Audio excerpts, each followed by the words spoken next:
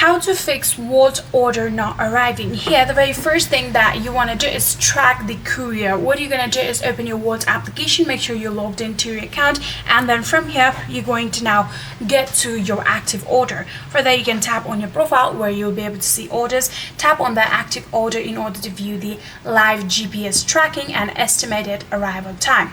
Once you do that, you can simply tap on the phone icon on the deliver tracking screen in order to call or message the courier directly for a location update, and then from there you can, if it's not working, then try to contact your Wolt support. If the courier is unreachable or delayed significantly past the ETA, you can tap on the support option on the application in order to open a live chat with the Wolt customer service, and you can request resolution.